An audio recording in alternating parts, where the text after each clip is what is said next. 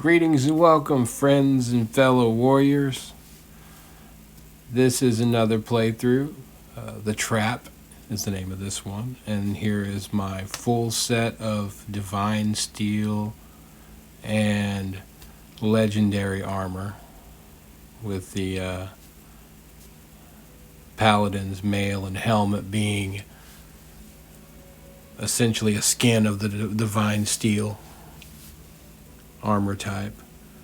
There's all the usual abilities and spells. And the perks. This time I went with combat focus and enchantment synergy instead of using the armsman perk. Seems to help a bit more. I'm not sure if it does. This is the set used against the Wisp Mothers.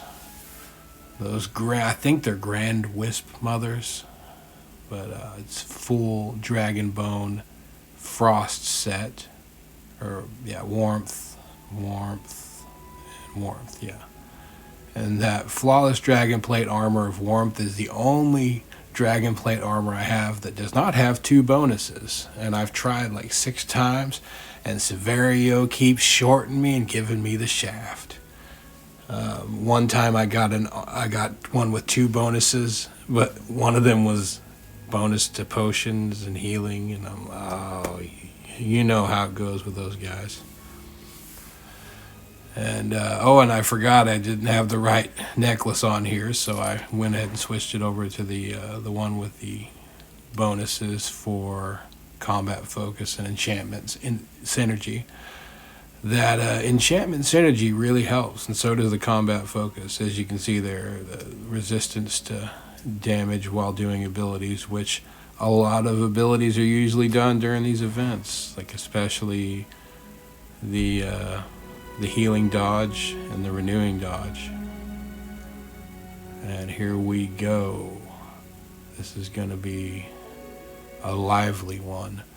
And this is a special event, I guess, because it lasts for like 6-7 days.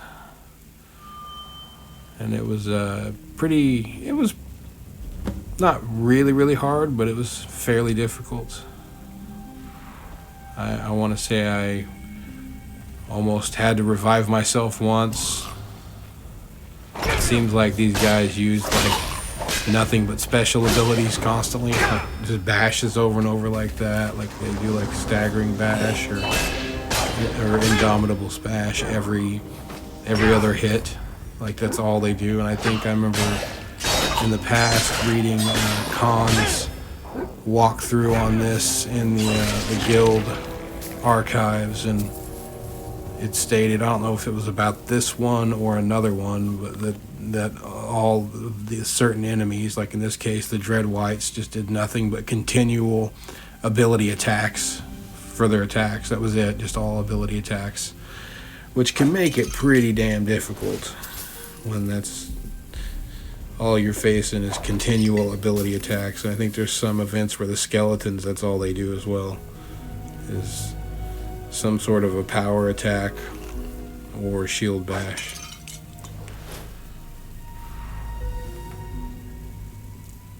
And always nice to see lots of food around to chomp on to get the health up. And I do my best in fighting these kind of guys to use blocking, which is hard with the timing sometimes with the way they constantly are doing power, like they're doing ability attacks all the time, to block some of them. Like guard breaker, a lot of the times you can't block that, or if you do, you still get quite a bit of damage taken from the blocking.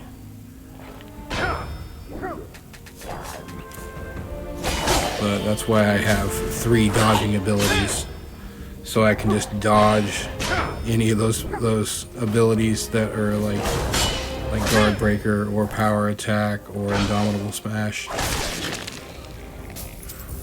But yeah, this one was pretty difficult on the keeping the health up.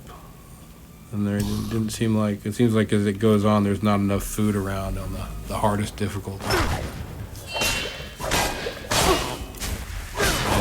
And if I remember right on this one, with not these guys, not as much, but with the Wisp Mothers, there was like the damage they took from the axe that I was using, which is not really high tempered. I think it's like at magnificent level.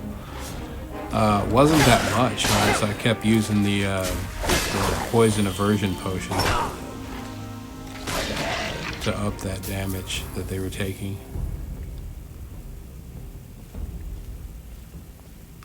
And I guess I forgot I had a huge store of those poison aversion potions, because I've been not using them that much in the arena, not lately having a weapon worthy of using in the arena that has poison damage.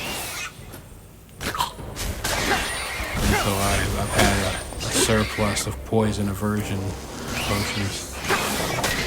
And the poison, or not poison, the paralyze came in pretty handy against the Wisp Mothers. I can't remember if I used it on the whites at all. I think I did a few times. But that's mainly why I chose the, besides it being my only health absorbing ring, but the ring that I used had a +5 paralysis spell on it, and that really helps. And keeping these guys still to hack away at them for about 4 or 5 times.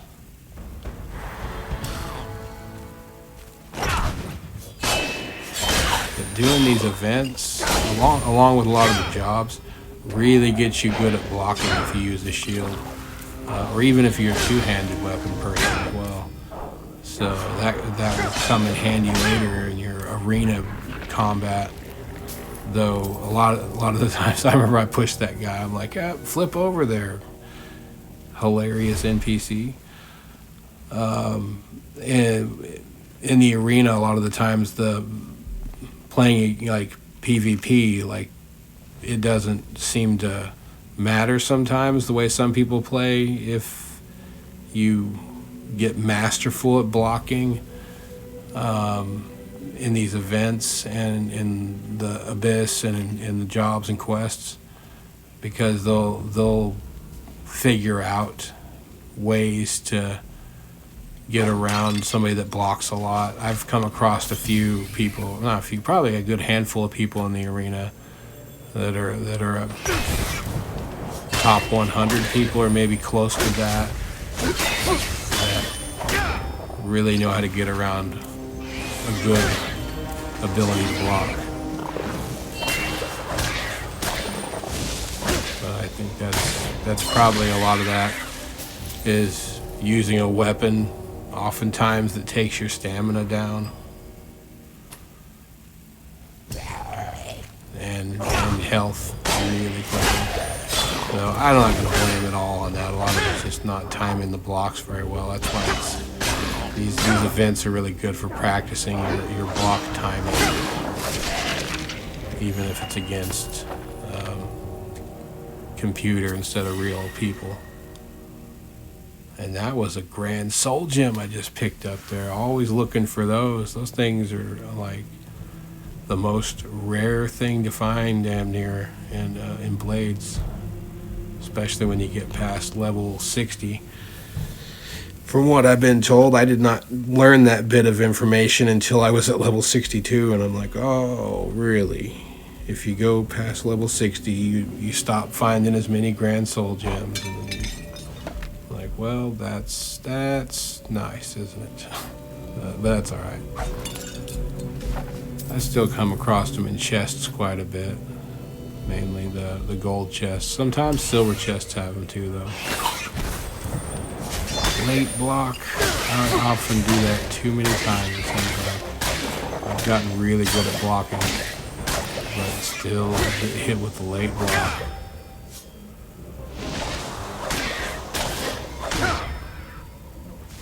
And with this bandit, I didn't. The recommended knowledge from Khan was to use a separate set of loadout for the bandit, but I just used the same thing as I used for the Dread Whites, which is a full health bonus armor and same axe, poison axe. Dragon bone, axe of the cobra.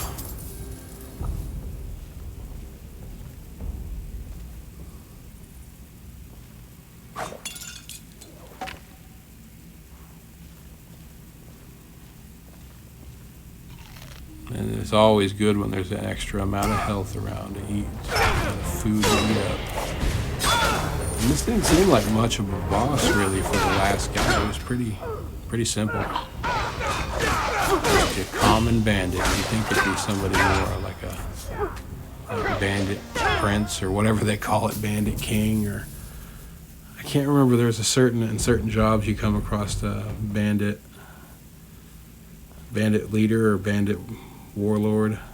No, that's actually combining two different jobs. And that's the event.